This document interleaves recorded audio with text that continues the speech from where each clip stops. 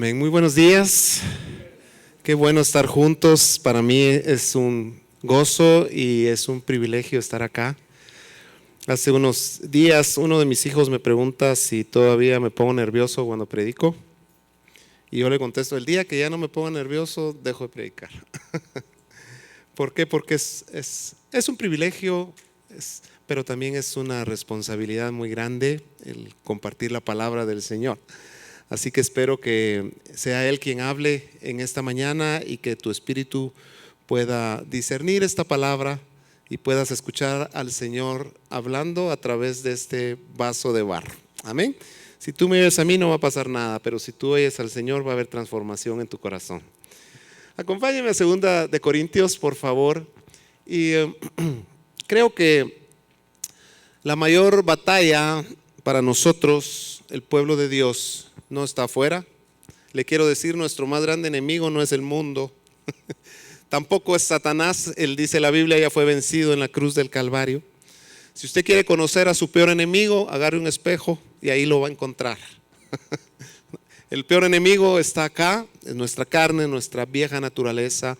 Y para eso vino el Señor. El Señor vino para lograr algo que no se podía lograr sin su sacrificio. ¿Estamos de acuerdo con eso?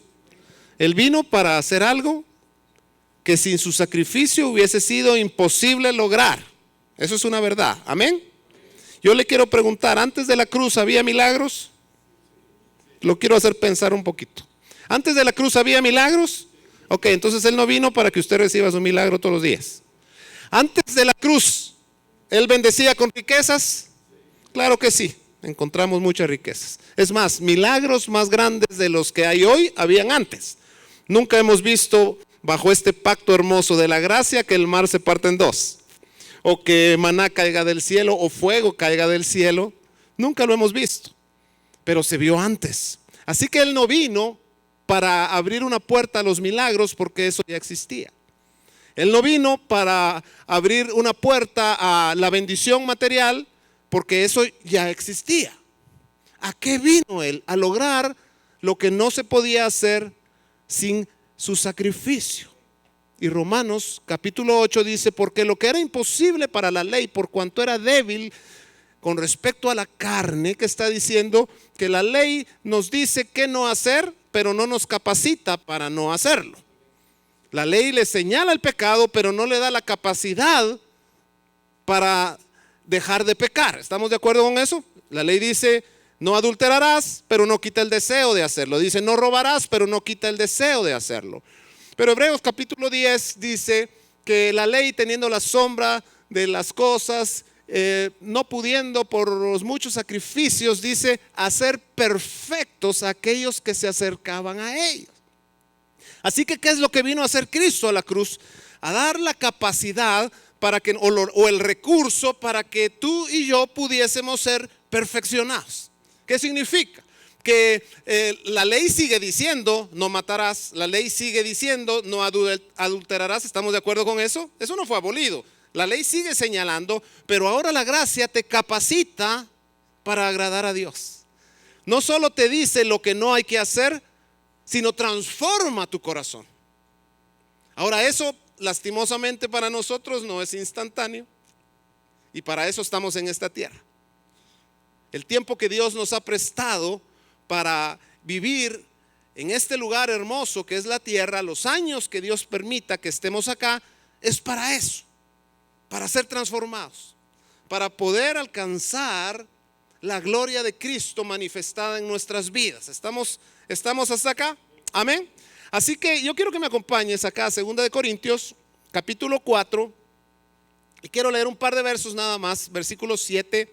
Hoy no es una enseñanza doctrinal, quiero traer esperanza y ánimo a tu corazón, porque sé que los tiempos son malos, dice la Biblia. Está difícil la situación, y la situación dentro de la iglesia está muy difícil, ¿verdad, Angelito? Lo platicamos todo el tiempo. Tenemos que pelear con enemigos muy fuertes dentro del cuerpo, Y dice así, versículo 7, pero tenemos este tesoro en vasos de barro para que la excelencia del poder, escuche bien, sea de Dios y no de nosotros. Lea conmigo verso 8. Que estamos, ¿qué? Atribulados. Esa es una circunstancia externa. La tribulación viene de afuera, las circunstancias vienen de afuera para adentro. Pero dice, estamos atribulados en todo, mas no angustiados. Y eso es una actitud interna. Lo que está diciendo acá es, puede venir la tribulación externa, pero tu situación interna debe ser diferente. Tu actitud debe ser distinta. Puede haber tribulación, pero no hay angustia. En apuros, algo de afuera, mas no desesperados. Una condición interna. Perseguidos de afuera, mas no desamparados adentro. Derribados afuera, pero no destruidos interno. Así que las circunstancias, mis amados, pueden ser difíciles. Es más, son difíciles. ¿Cuántos acá están pasando por circunstancias complicadas en su vida, en su matrimonio, su familia, sus empresas? El mundo está pasando por serios problemas y nosotros estamos acá. La tribulación es fuerte.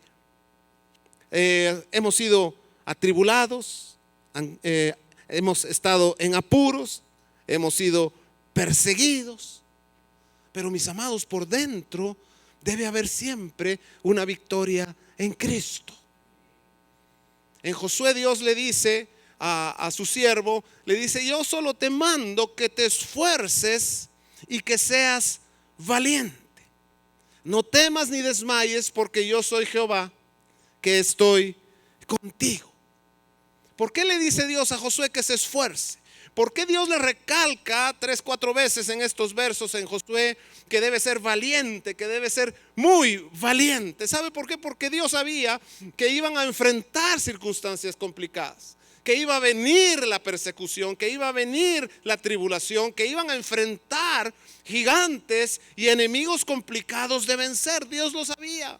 Y Dios no le dice a Josué, no tengas pena, no, yo no voy a permitir que eso pase. Dios le dice, tienes que enfrentarlos. Porque le quiero decir algo, mis amados, los enemigos se enfrentan.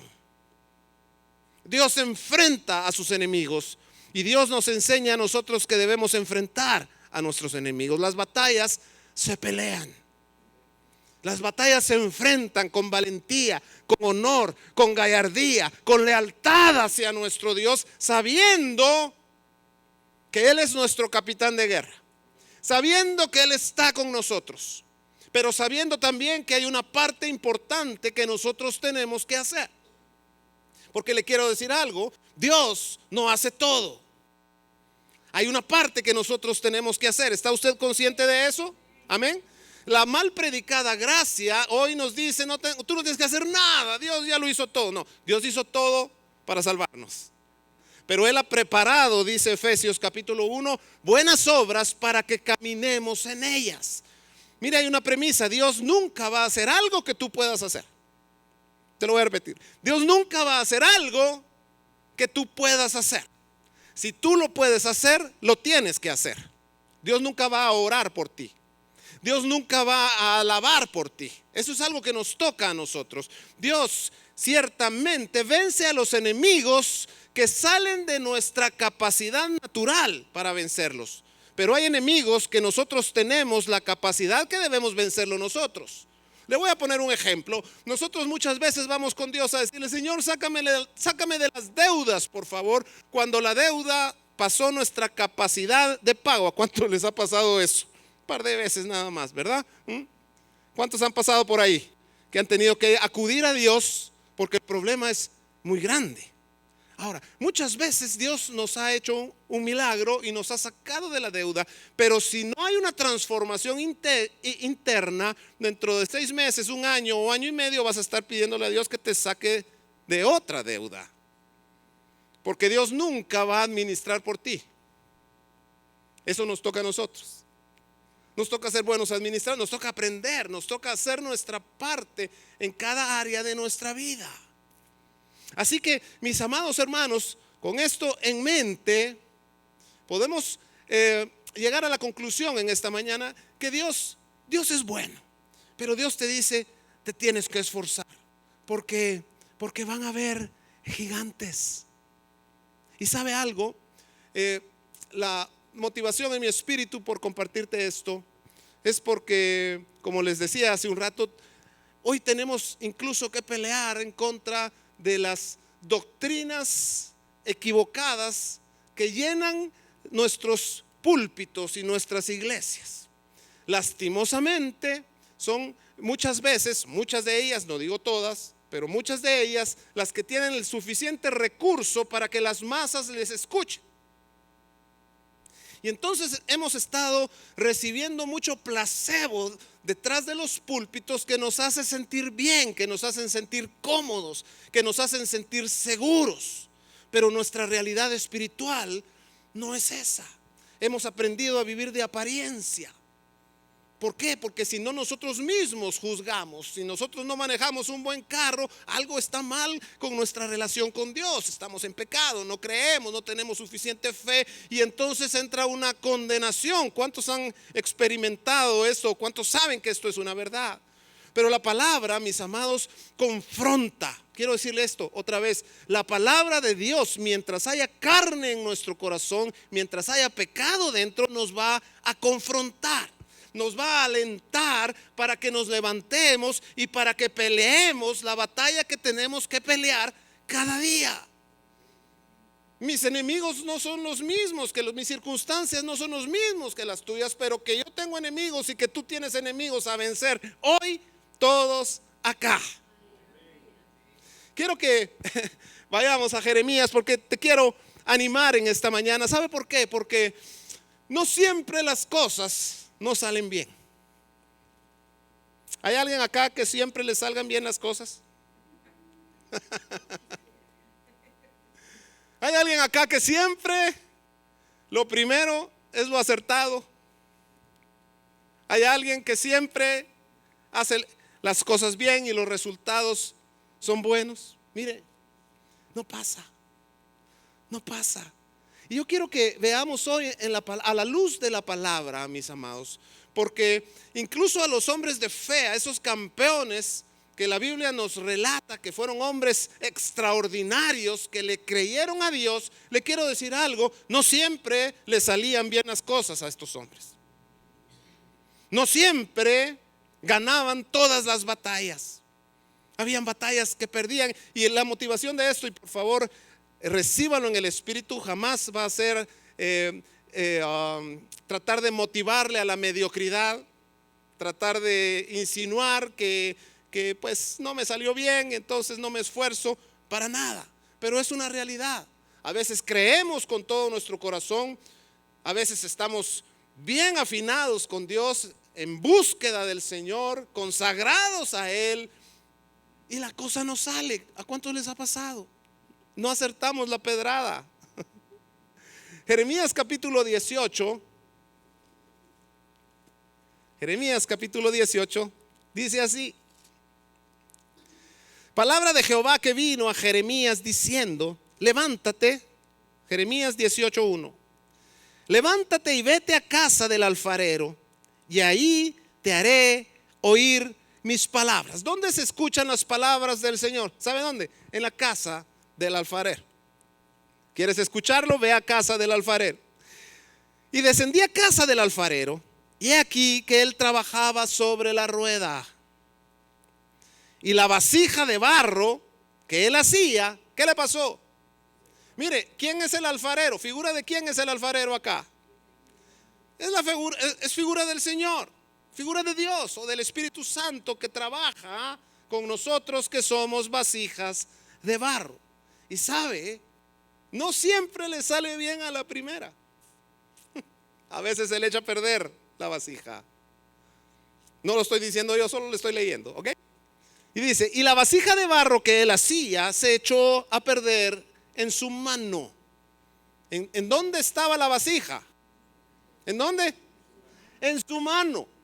En la mano del experto alfarero, que sabe su oficio, que conoce lo que hace, la vasija se le echó a perder. Ahora, ¿qué hace el alfarero cuando la vasija se le echa a perder? No se echa él a llorar, frustrado, enojado, reclamándose a sí mismo por haberlo hecho mal. ¿Sabe qué hace? La vuelve a hacer, lo vuelve a intentar, lo hace de nuevo.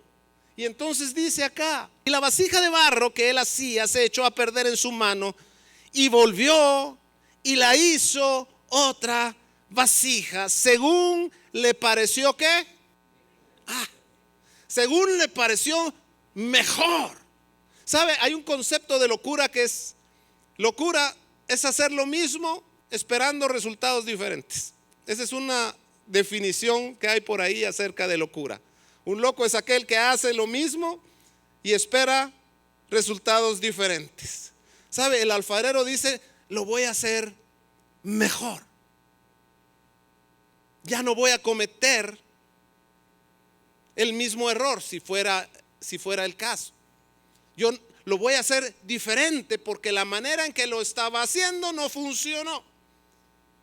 No estoy diciéndole que Dios se equivoque, estoy hablando de Jeremías capítulo 18, y estoy hablando de lo que dice la Biblia acerca de este alfarero. Lo hizo mejor, como a él le pareció, para que la vasija pudiese ser terminada. Mire, no todas las vasijas quedan bien a la primera. Y en la palabra se relata la vida de algunos hombres a los que, como le repito, Dios llama hombres de fe, hombres y mujeres que lograron grandes proezas para Dios, derribaron muros, conquistaron ejércitos, ganaron batallas, fueron poderosos en obras. Pero esos mismos hombres también pasaron por tiempos de incertidumbre. Basta con ir a la Biblia y leer la biografía de cada uno de estos. Sufrieron terribles derrotas y fueron muchos de ellos expuestos a una naturaleza caída que los dominó en muchas ocasiones. ¿Usted se acuerda cuando David era un joven y fue enviado por su padre para llevar provisión al campo de batalla? Sus hermanos estaban ahí. Y según el papá, los hermanos estaban peleando valientemente en esa batalla, y cuando llega David se da cuenta que todos estaban escondidos, muertos del miedo, porque había un ejército poderoso y un hombre que los representaba, que era un gigante que les amenazaba con destruirlos. Usted conoce la historia mejor que yo. Eso está ahí en 1 Samuel capítulo 16, usted lo puede ir a leer. Y entonces viene David, ¿y qué fue lo que hizo David? Llega con el rey y le dice: yo voy a pelear con ese gigante. Y le tratan de poner una armadura que no funcionó, ¿verdad? Y él dice: no, con esto no puedo. ¿Y cuál es el arma que David escoge para derrotar a este incircunciso que estaba armado hasta los dientes, con espada, con lanza, con jabalina? Era impresionante ver a este hombre. ¿Qué arma tiene David? Una honda. ¿Y qué es lo que hace David para cargar su honda? Dice que toma, ¿qué toma? ¿Cuántas piedras toma? Usted nunca se ha preguntado por qué tomó 5.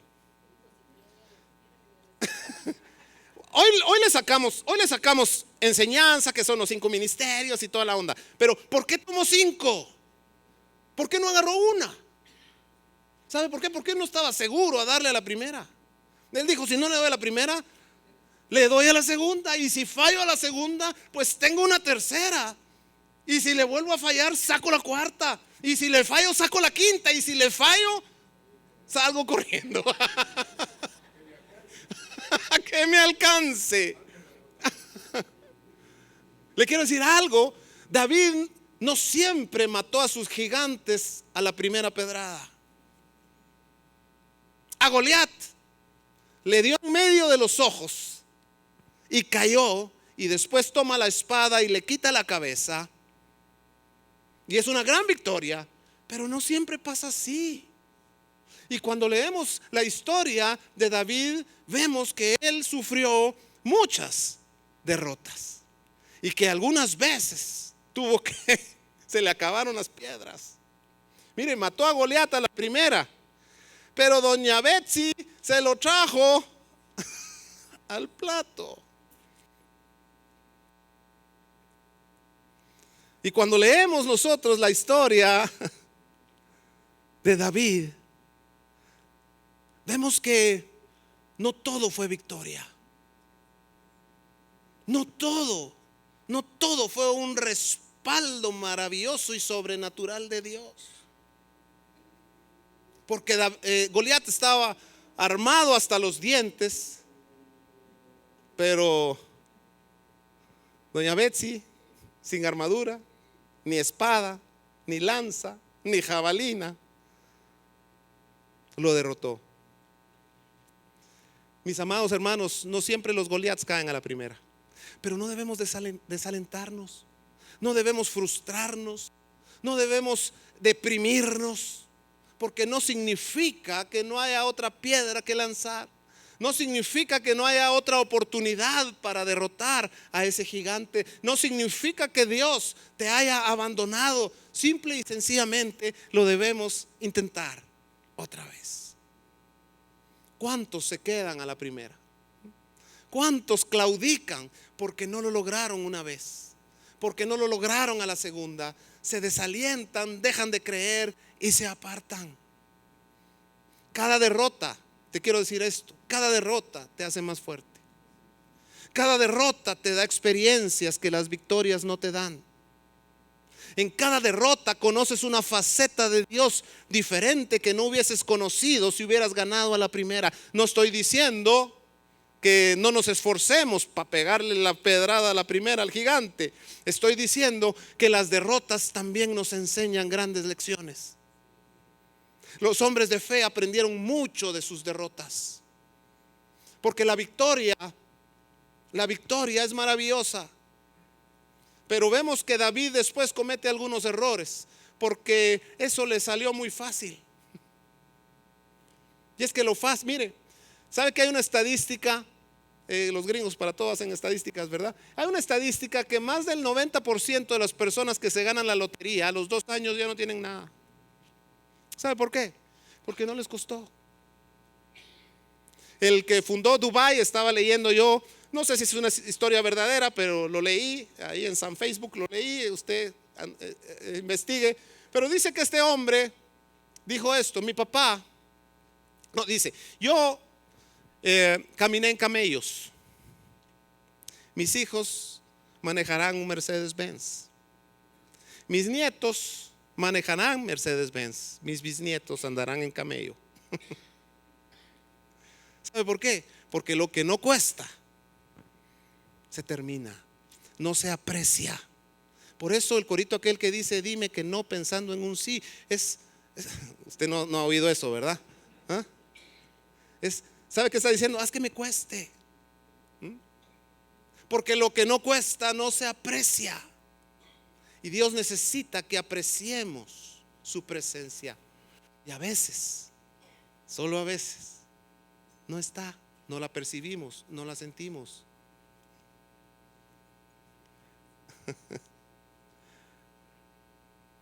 ¿Sabe? David falló la primera vez que quiso regresar el arca. ¿Se acuerda usted? Él amaba la presencia y dijo: regresemos el arca que había sido secuestrada años antes. Y empiezan a traer el arca y usted conoce la historia. Fracasó. ¿Quién fue? Usa perdió la vida por tratar de sostener en sus propias fuerzas la presencia. Y tuvo David que volver a intentarlo. Ahora, ¿sabe cuál es la enseñanza? No lo hizo igual, sino que fue a Dios y lo hizo de acuerdo a como Dios decía que se debe hacer. Porque hay una manera nuestra y hay una manera, la manera de Dios. Y cuando lo hizo a la forma de Dios, según la instrucción de Dios, entonces el arca pudo regresar. ¿Sabe? Elías, otro ejemplo. Dice la Biblia que él estaba en una reunión profética muy parecida a las que hay hoy, ¿verdad? Y habían 400 y pico de profetas de Balaal. ¿Balaal era? Baal, se me cruza Balaam, Balaal, usted entienda. Ajá. Y hay ahí una confrontación, arreglan el altar, estos profetas se sajan y Elías se burla de ellos. Quizá tu Dios se fue al baño, les dice, quizá tu Dios está de compras y por eso no te escucha. Y él arregla el altar, echa agua sobre el altar de tal manera que el agua cae sobre las zanjas y llena todo eso y el fuego cae, y eso es algo maravilloso. Y él agarra a estos 400 profetas y dice que los degolla, les corta la cabeza. Y permítame imaginarme, yo no veo a los profetas haciendo cola con su numerito, ya me va a tocar vos y llegar ahí, ¿verdad? O sea, sin embargo, al siguiente día, Elías estaba metido debajo de un enebro, deprimido, deseando morirse, porque Jezabel le había amenazado. ¿Sabe? La vida de un hijo de Dios no son victorias tras victorias tras victorias. Hay derrotas también, y debemos aprender que las derrotas nos enseñan a confiar, nos enseñan a depender de nuestro Dios. Jeremías, un profeta maravilloso de Dios, llega ya en el capítulo 20 a decirle: Señor, ya no soporto más. Cada vez que predico tu palabra me es por escarnio. Cada vez que digo Jehová dijo, voy a conocer una Bartolina nueva en prisión. Soy azotado, soy menospreciado. Tu palabra me es por escarnio, ya no soporto más. Le llegó prácticamente a renunciar a Dios. Pero dice la Biblia que cuando él iba saliendo de su presencia, había un fuego en él que no lo dejó. Y tuvo que regresar a decirle: lo seguiré intentando. ¿Sabe algo? Jeremías lo intentó por 40 años y en vida no vio resultados. No hubo uno solo que recibiera, por lo menos la Biblia así lo refleja, que recibiera su mensaje. Los reyes, creo que fueron 3 o 4 reyes por 40 años a los que Jeremías llegó a advertirle acerca de la cautividad, ninguno tomó en serio su mensaje. Y pasó exactamente lo que él dijo que iba a pasar: una derrota terrible. Pero hoy nosotros, 2000 y pico años después, para nada vemos que Jeremías haya sido un profeta derrotado. Quizá no vio su éxito acá. ¿Sabe? Job dijo: aunque me mate, pero yo en él esperaré. ¿Sabe qué estaba diciendo? Aunque nunca vea la salud nuevamente, eso no me va a desanimar a seguir confiando, a seguir creyendo, a seguir siéndole leal a Dios. Amén.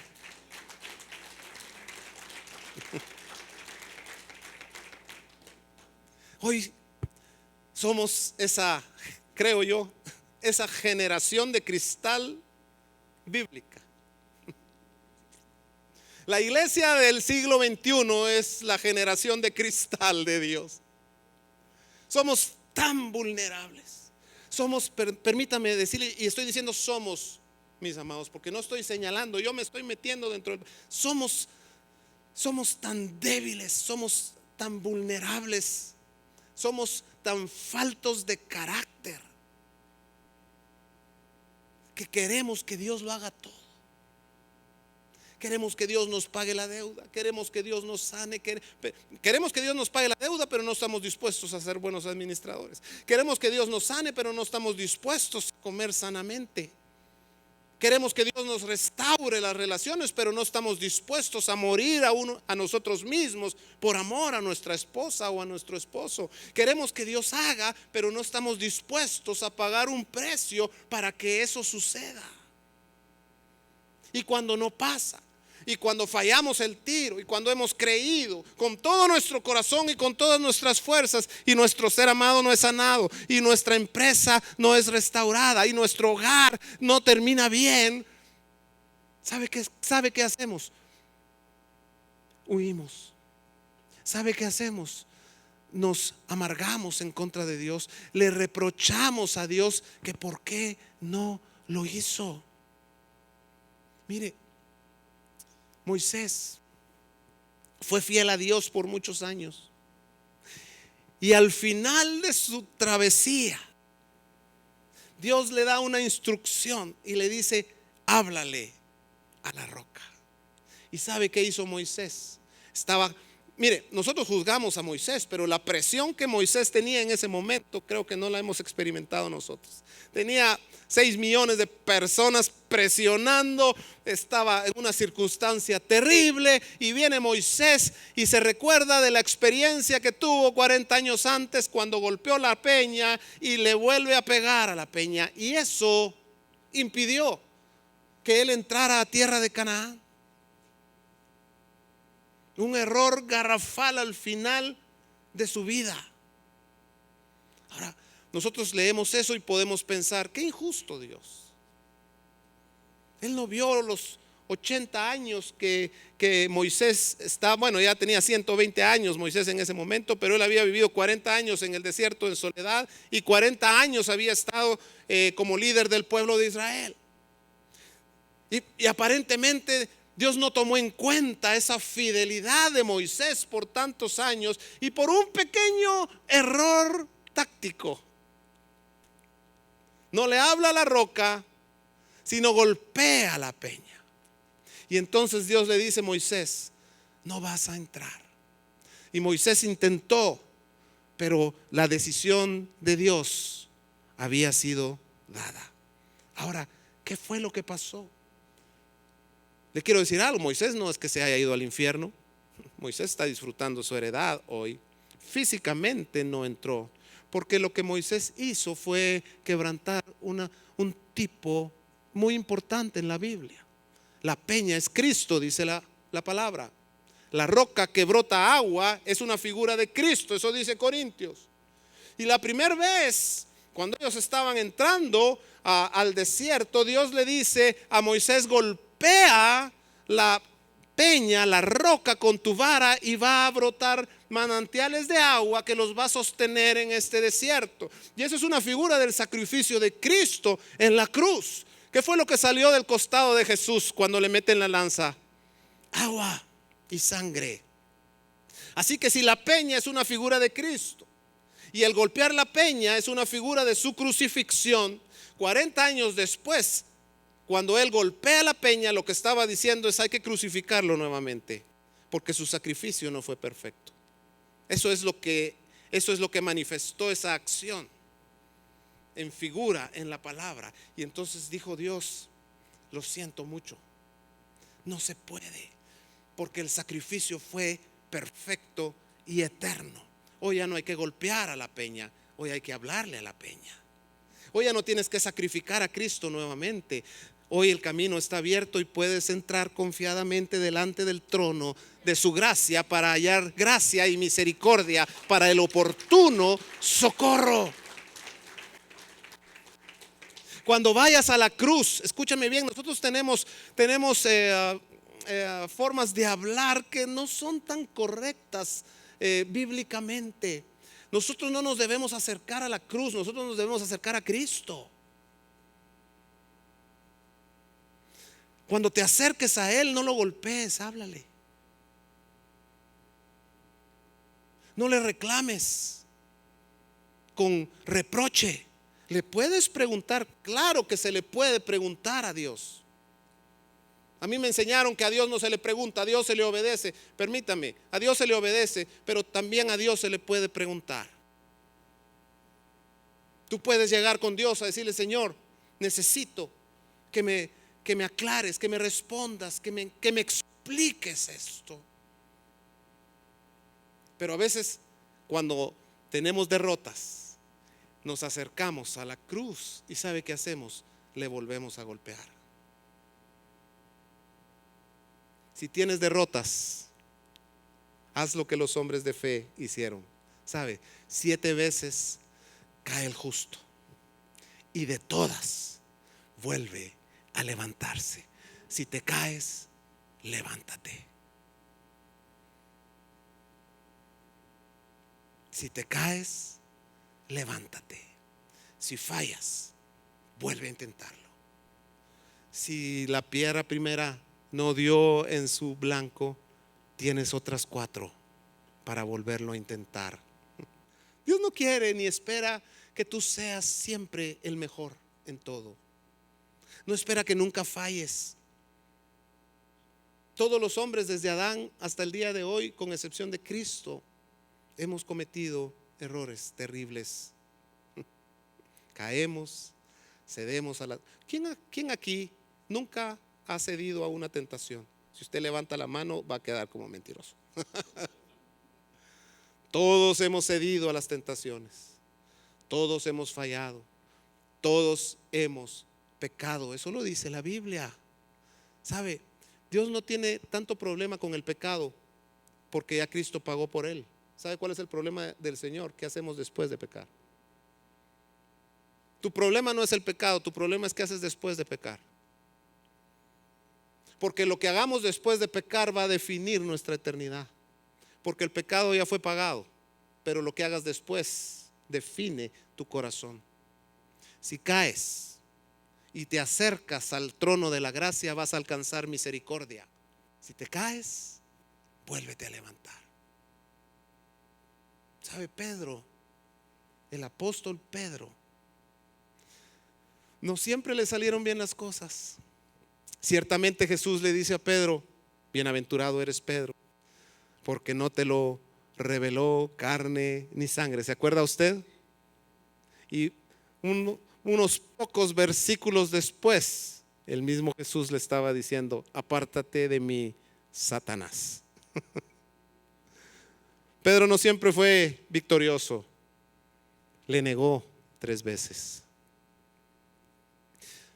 Pero él no se quedó ahí. Imagínense a Pedro en la iglesia del 2021. Seguiría siendo el pusilánime Pedro por haber negado a Jesús. ¿Sabe qué hizo Pedro? Se levantó. Tuvo un encuentro fresco con su Señor. Le vio a los ojos llenos de misericordia, llenos de gracia, llenos de bondad. Y aceptó su perdón. Y aceptó ser restaurado.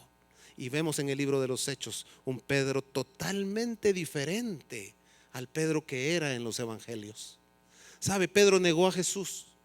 Y 50 días aproximadamente después, Pedro se levanta y predica un mensaje que cuando usted lo lee ahí en Hechos capítulo 3, creo que está, 2 o 3, usted lee ese mensaje, no es el mismo Pedro que le voló la oreja a Malco.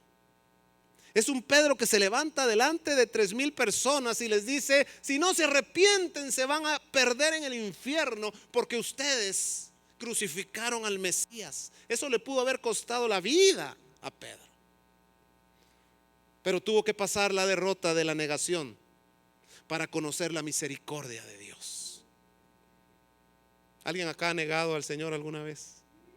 Pero aquí estás.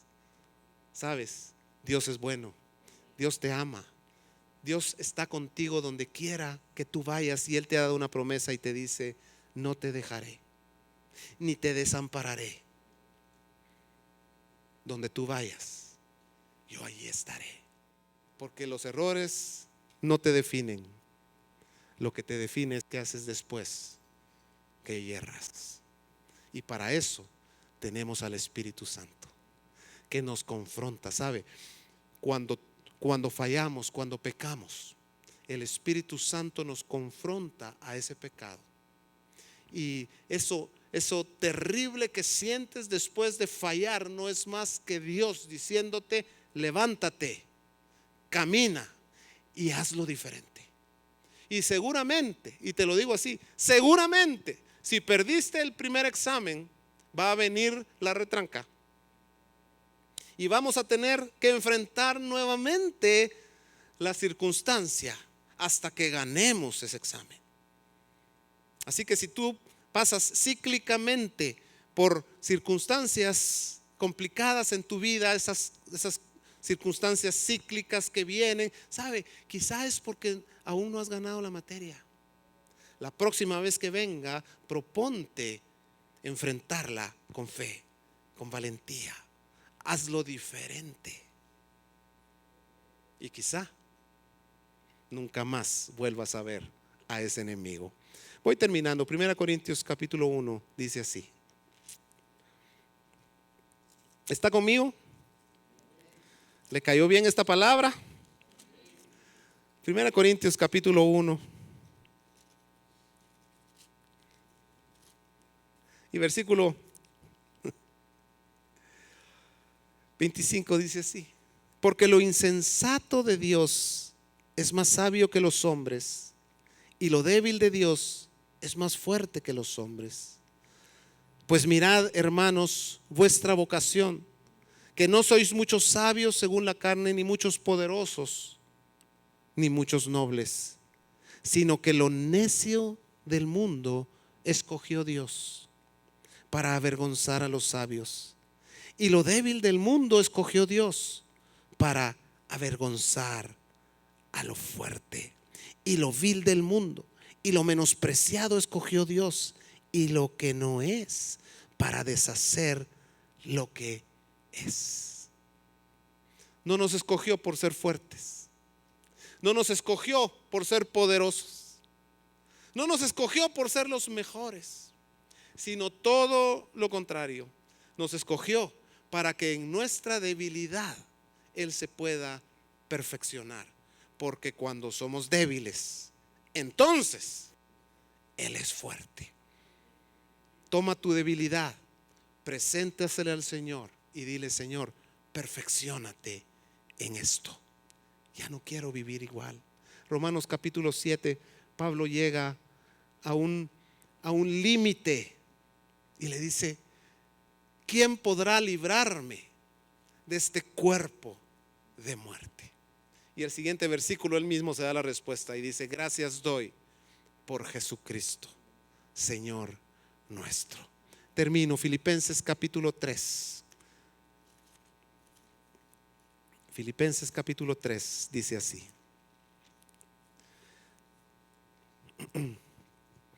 yo le animo a que estudie la epístola a los Filipenses. Es maravillosa esta epístola, es una de mis epístolas preferidas.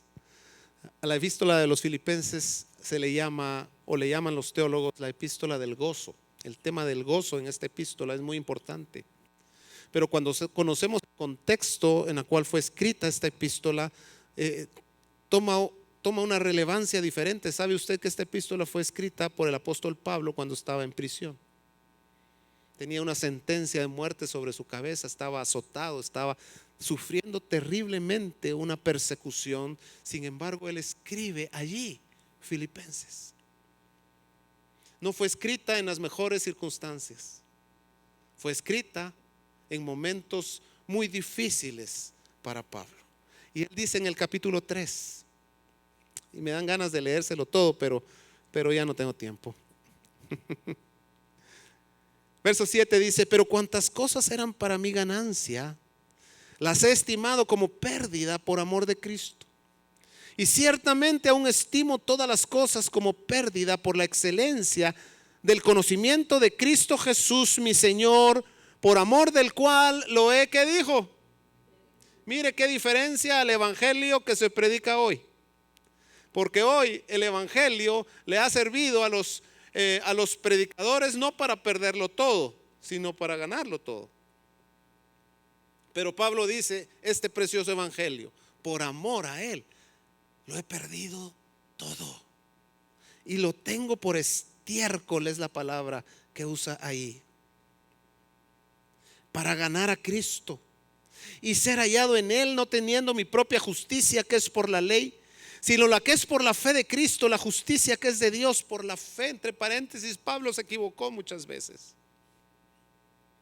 Antes de tener un encuentro con Cristo, asesinaba cristianos. Pablo en Romanos capítulo 7 evidencia que tuvo muchas derrotas con su carne y que él quería hacer lo bueno y cuando él sentía estaba pecando. Eso dice Romanos 7. Pero acá en Filipenses dice, a fin de conocerle, verso 10, y el poder de su resurrección y la participación de sus padecimientos, llegando a ser semejante a él en su muerte. Si en alguna manera llegase a la resurrección de entre los muertos, no que lo haya alcanzado ya, ni que ya sea perfecto, sino que prosigo por ver si logro hacer aquello para lo cual fui también asido por Cristo Jesús. Hermanos, yo mismo no pretendo haberlo ya alcanzado. Repita conmigo, pero una cosa hago. Escuche bien, pero una cosa hago, decía Pablo. Me pude haber equivocado, pude haber fracasado, pude ser un asesino de cristianos, pero hoy una cosa hago, olvidando ciertamente lo que queda atrás y extendiéndome a lo que está adelante, prosigo hacia la meta, hacia el premio del supremo llamamiento de Dios en Cristo Jesús. Ponte de pie un segundito y con el permiso de tu pastor yo quisiera orar por ti.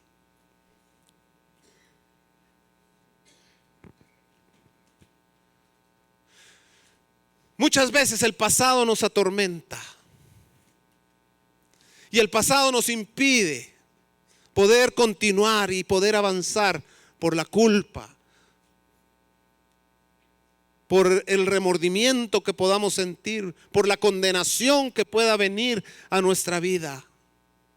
Pero te quiero decir algo, nosotros tendemos a etiquetar a las personas.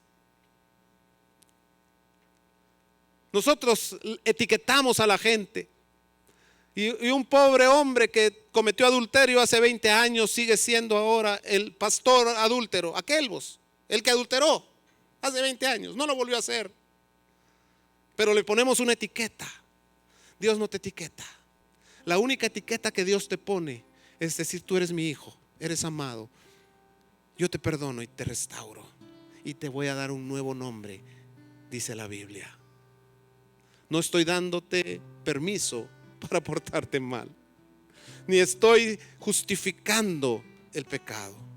Simplemente te estoy diciendo que Dios te está dando otra oportunidad, que tomes otra piedra y lo intentes de nuevo, que vuelvas a hacerlo diferente, que vayas a Dios y le pidas la estrategia para poder vencer a ese gigante, a ese ejército, esa área en tu corazón que no te deja. Sabe, nuestras mayores batallas y nuestros mayores conflictos ya no son los de afuera, sino son esas actitudes que no podemos superar, esas áreas en nuestra alma que nos gobiernan y que no podemos vencer. Y lo has intentado una vez y lo has intentado otra vez, pero hoy viene el Señor a decirte, como le dijo a Pedro, echa otra vez la red. Señor, ya lo hice toda la noche, ya pesqué toda la noche y te recuerdo que el pescador soy yo, no tú. Pero le dice, pero en tu nombre lo volveré a hacer. El Señor me trajo esta mañana para decirte, echa la red otra vez, vuélvelo a intentar hasta que el gigante caiga. 7 veces le dio vueltas el pueblo de Dios a Jericó. Los muros no cayeron el primer día, ni el segundo día, ni el tercero, ni el cuarto, ni el quinto, ni el sexto. Pero cuando Dios vio que era el momento, entonces los muros caen y Jericó fue conquistada. Naamán no sanó a la primera sumergida, tuvo que sumergirse 7 veces. Dios no dijo va a ser fácil, Dios dijo lo vamos a lograr juntos. Y si te cuesta la vida hacerlo, que te cueste la vida hacerlo, mi amado. Y si llegamos al último respiro de nuestro ser, podamos decir como Job dijo: aunque me mate, yo en él seguiré esperando. Entonces el Señor respondió a Jeremías 32: yo soy el Señor, el Dios de todo ser viviente, y nada hay imposible para mí. El único ser del universo que no ha perdido una sola batalla es Él. Y tú no vas a ser la primera. Tú puedes perder muchas y has perdido muchas, pero al final la victoria la tendrá Él. Levanta tus manos. Padre bendito, hemos caído tantas veces, hemos cedido tantas veces, te ofendemos todo el tiempo, Señor. Tantos Goliats que nos amedrentan, y no hemos sido muchas veces ese David que lo enfrenta, sino hemos sido como los hermanos de David que se esconden. ¿Cuántas veces nos hemos escondido de los gigantes? ¿Cuántas veces hemos huido las batallas? ¿Cuántas veces hemos metido la cabeza como el avestruz debajo de la tierra, esperando que un milagro pase, cuando tú lo que quieres es que tomemos las armas de nuestra milicia, que no son carnales, sino poderosas en ti para destruir fortalezas, para derribar argumentos y toda altivez que se levanta en contra del conocimiento de Dios, llevar cautivo todo pensamiento a la obediencia a Cristo. Señor, permítenos vestirnos de toda tu armadura, Señor, para permanecer firmes delante de toda acechanza y todo dardo del enemigo, Señor. Danos el valor, la fe necesaria para que aunque caigamos, Señor, en tu nombre nos volvamos a levantar. Y 7 veces podremos caer, pero cada una de esas veces tu gracia nos sostiene, Señor. Yo te ruego que soples sobre nuestro corazón para que el pábilo que humea sea encendido, Señor, y podamos vivir con ese fuego ardiendo en nuestro corazón. Que no nos deje y que no nos suelte, Señor, y que fijemos nuestra mirada en ti. El camino se podrá poner insoportable, la persecución podrá empezar en contra de tus siervos y de tus hijos, Señor. El inicuo se podrá levantar y el mismo infierno podrá hacer guerra contra la iglesia. Pero tu palabra dice que aún las puertas del Hades no prevalecerán contra ella. Y que nosotros, Señor, no actuamos en nuestras fuerzas, sino en tu poder. Que tu gracia, Señor, es suficiente para poder derrotar al aguijón que se ha permitido a nuestra vida, Señor. Yo bendigo a mis hermanos acá, bendigo a esta congregación hermosa, bendigo a sus pastores y a su equipo de liderazgo, a su equipo pastoral, Señor, para que tu presencia esté siempre en este lugar. Espíritu Santo, que nos confronta al pecado, que trae arrepentimiento a nuestra vida, Señor, no nos sueltes y no nos dejes, Señor. Que podamos seguir creyendo cada día de nuestra vida, estando en los montes y en los collados, o pasando por el valle de la sombra y de la muerte, saber que tú estás con nosotros, que tu vara y tu cayado nos infunden aliento, y que tú aderezas mesa delante de nuestros angustiadores, que tú unges nuestra cabeza con aceite y nuestra copa rebosa, Señor, y ciertamente en tu casa moraremos por largos días, Señor. Te honramos en esta mañana, te damos toda la honra y toda la gloria por los siglos de los siglos. Amén.